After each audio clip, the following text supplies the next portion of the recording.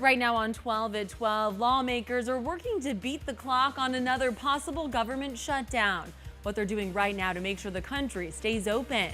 Plus, keeping you safe from scammers, how they're using package tracking numbers to try to steal your personal information, and how one Arizona city is keeping the holiday spirit alive safely during the pandemic. 12 at 12 starts right now. 12 minutes, no commercials. We're on TV and on the go on the 12 News app, 12news.com, and YouTube. Hey guys, it's Trisha here. Let's get straight to our big story happening this noon. Confirmed COVID cases continue to spike across Arizona.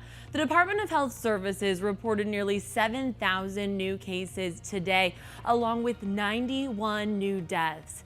The good news in all of this: Pfizer's COVID vaccine could get the final stamp of approval from the FDA by today. The probability that vaccine efficacy is at least greater than 30% greatly exceeds FDA COVID-19 vaccine guidance. Yesterday, an FDA advisory committee approved an emergency use authorization for the vaccine. But now the FDA will decide whether to accept that recommendation or not. Now, they have hinted they do plan on approving it. Arizona is set to have almost 400,000 vaccine doses by the end of the month. Another big story we're tracking at noon: a possible government shutdown.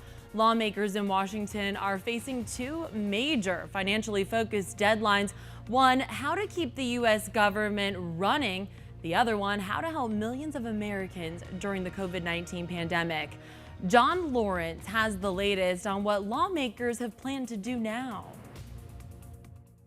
Unless Senate leaders fix last-minute differences, the U.S. government shuts down at midnight. We have to have a bill, and we cannot go home without it. Republican Senator Rand Paul wants colleagues to first agree to delay consideration of the National Defense Authorization Act over an amendment he says limits a president from withdrawing troops from war zones. The neocon advocates for unlimited presidential war powers should own up to their hypocrisy and admit that their love of perpetual war trumps their oft-stated unitary executive theory. This, as independent Senator Bernie Sanders is demanding a vote on a provision that gives Americans $1,200 stimulus checks. The American people want their government to respond to the terrible crises that they are facing today, and you just can't walk away from that. As the government shutdown deadline looms, COVID-19 stimulus package talks are stuck. People are in lines begging for food, looking for food for each meal for their children. And the renters are absolutely terrified that they're going to be evicted. We need to pass COVID relief before the end of the year, and I hope members of the Democrat leadership will decide that they're willing to move forward to meet our country's most critical COVID priorities. I'm John Lawrence reporting. Thank you. Larry Fitzgerald is speaking out for the very first time since returning from battling COVID-19. Now, he admitted it was scary at times, but of course he's thankful he only had minor symptoms. I didn't really look at it like that. It was more so the immediate future, like, staying alive and things of that nature. Football and how long I'll play football didn't really, cross my mind. I hope I'll be able to play. That's why I'm here. That's why I've been here the last 17 years is not to be, watching from the sidelines, or especially not watching from home. Fitz missed the last two games, but should spark the Cards offense after 3 straight losses. Now they play the New York Giants Sunday. Kickoff is at 11. We're all looking forward to seeing his face back on the field again. The coronavirus pandemic may have ruined a lot of holiday plans this year, like so many of us, but the spirit of Christmas is one thing that cannot be canceled. Take a look at Merry Main Street in downtown Mesa. I was there this morning. It is absolutely spectacular. This is where you can still experience the magic of this season with plenty of COVID safety measures in place, all to keep everyone safe and healthy. They have a 4-story tall Christmas tree set up that will be glowing each night, and down the street, the beautiful winter wonderland outdoor ice rink you're looking at, it's all set up, adorned with vintage holiday decorations not used in the downtown Mesa area since 1967. Folks who hit the ice early this morning told us they can't get enough of it. Yes, it's real ice, and it's really fun to skate on. If you really do love skating and enjoy it, I've been doing it for a couple of years. It's really fun. I think it's a lot of fun for the family. You see lots of kids out here. You always have, and I just think it's a great way to spend time with your family. Here are some of the ways they're keeping everyone safe. You have to buy your ticket online before showing up. No more than 50 skaters will be allowed on the ice at the same time. They have different entrance and exit areas. And get this, Santa is going to be sitting inside a magical plexiglass snow globe. There's a shot right there. So impressed by this. Definitely getting creative, right? Keep in mind, masks are required and they have sanitizing stations set up. Everyone is asked to practice social distancing. So mark your calendar. You can check out this amazing celebration of the season in Mesa now through January 2nd.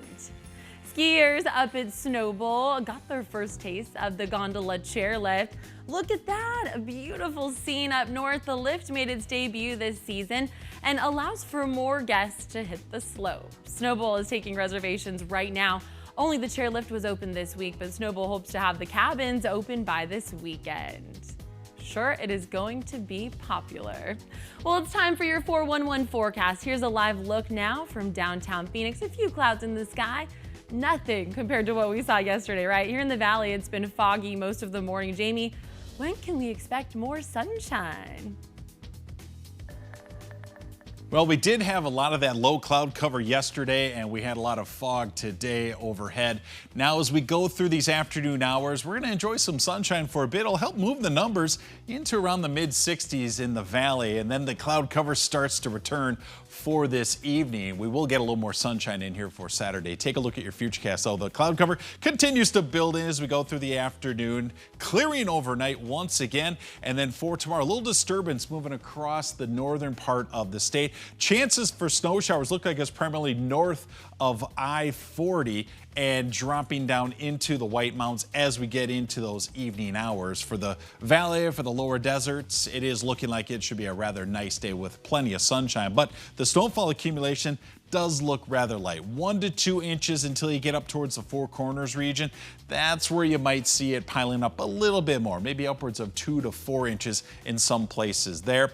As for the rest of today, again, 40s and 50s common across the high country, more of those mid and upper 60s in the lower deserts. For the greater Arizona 3-day forecast, still windy on Saturday for the White Mountains and northern Arizona, 40s in northern Arizona on Sunday. We'll see a few more of those 60s elsewhere, and it'll be a lot of mid 60s as you take a look at that 7-day forecast. A little breeze in the valley on Sunday, plenty of sunshine down the road.